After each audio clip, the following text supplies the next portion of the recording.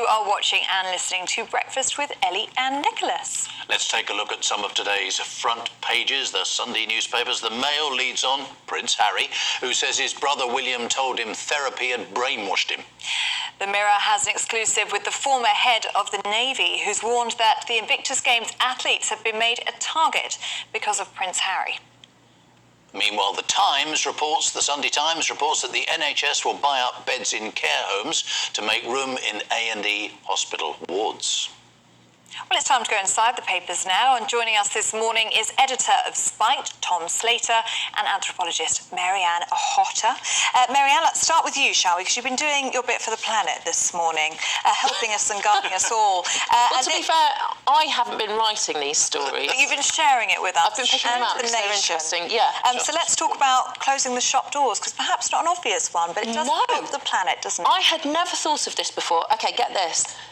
Walk down the high street, if anyone ever does walk down the high street, you'll find those shop doors open. In the summer, belting out cool air. In the winter, this time of year, a kind of a wall of hot air as you walk into an ambient temperature shop. The estimate is that it costs the UK £3.5 billion a year to basically pump heat or cool air out of the shop door, the open shop door. So, by closing doors in winter, retailers could save 54% on their energy bills, and there's the campaign to stop high street heat loss, and they're campaigning for it to become a legal duty for shops to close their doors to keep the heat in or to keep the cool in.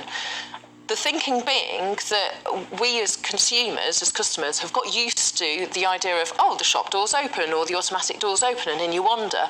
And a closed door might mean that you kind of just keep walking on by. There's that bit more friction in your journey to becoming the person who buys something.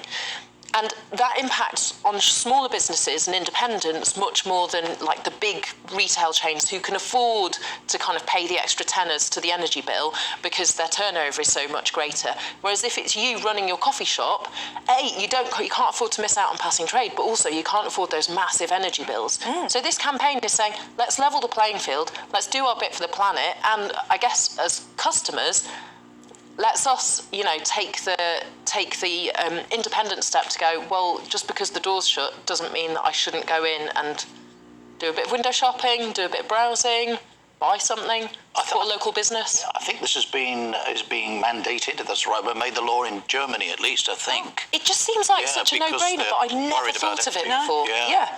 And you save £9.6 million a day. Gosh. Wow. It's a bit like, though, leaving the lights on in buildings overnight and all that, and indeed a lot of street lights. I mean, there's a lot of savings that could be made, and this is a classic. Well, street lights, I kind of figure there's a degree of road safety. There's a degree of people feeling secure. Yes. But the whole thing, you used to walk through major towns and cities, and you'd see lights on all over a skyscraper or a big office building, whereas now the lights get turned off.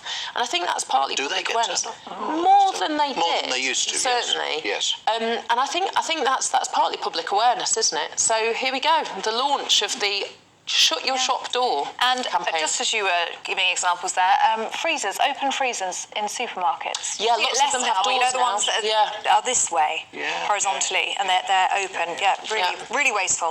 Tom, there is a connection here between shopping the door and opening up to pets, but I'm not quite sure what that connection is. But anyway, something about letting dogs in can boost trade, according to the Telegraph. Yes, so obviously there's been a big explosion in dog ownership as a consequence of the pandemic. Now more than a third of households have at least one pooch in it, and as a consequence of this, a lot of businesses are becoming more dog friendly. So you often see it in pubs, but also even restaurants, shops, etc.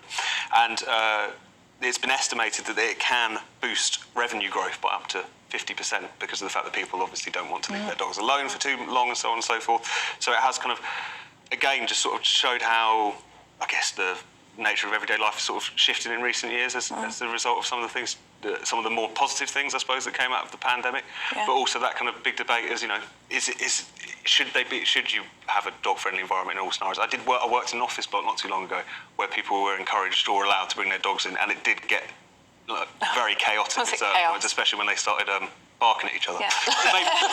maybe there's a limit, I guess, is what I'm saying, but nevertheless. Maybe not the workplace, but I think you're onto something there with pubs and shops, because we are a nation of dog lovers, aren't we? And, you know, even yesterday, just anecdotally, I was walking through the high street, there was a family there with a pack of dogs, actually, and they're all sat outside with their big puffer jackets and their hats and gloves. I was thinking, you won't be able to sit there for very long, you're going to be freezing. So it makes sense to open up the door to dogs, and people will spend a bit more money and a bit more time, maybe. Yeah, and as I say, apparently it makes business sense as well. What do you think? Oh, well, yes, I mean... You're all for it, are you? Well, I'm one of those people who are not terribly keen on yappy dogs when I'm trying to do the shopping, you know, around my feet. But that's another thing. If they're nice and well-behaved. If they're well-behaved, of course. And the shop door has been shut as well. So. OK, let's... Marianne, now this is a serious one here about something actually positive that might help the NHS crisis. It's in the Sunday Times. What's it about? So this is the plan that the NHS has drawn up with the government and the Health Secretary Steve Barclay, this winter pressure package, this emergency package, where the NHS will buy thousands of care home beds, so these are spots in approved care home facilities, in order to expedite the people, 13,000 people currently patients on wards in NHS hospitals who are fit to be discharged but have no reasonable place to go that can meet their health and care needs. So the thinking is that if the NHS can kind of like unstick this block in the pipe by paying for those beds to get people out of hospital, then you kind of you ease the pressure, getting people from A&E to wards out, people who are in the car park waiting to get in through the doors of the A&E. It's an absolutely key thing. It's an absolutely key thing. The only bit of me, and you're right, it is a good news story. I think it's that kind of very pragmatic thinking that we need a lot more of. And where a cheque needs to be written, the cheque gets written, because you go, well, there's a massive cost to not addressing this issue. The only thing I'd say is that I want this kind of thinking on behalf of us as a whole country, to not just be an emergency package where you go, oh, well, we've sort of sticking plastered that and we've solved the crisis now, everyone. Because fundamentally, we need that care service, that social care system, to function all the rest of the year round and to have capacity for our ageing population.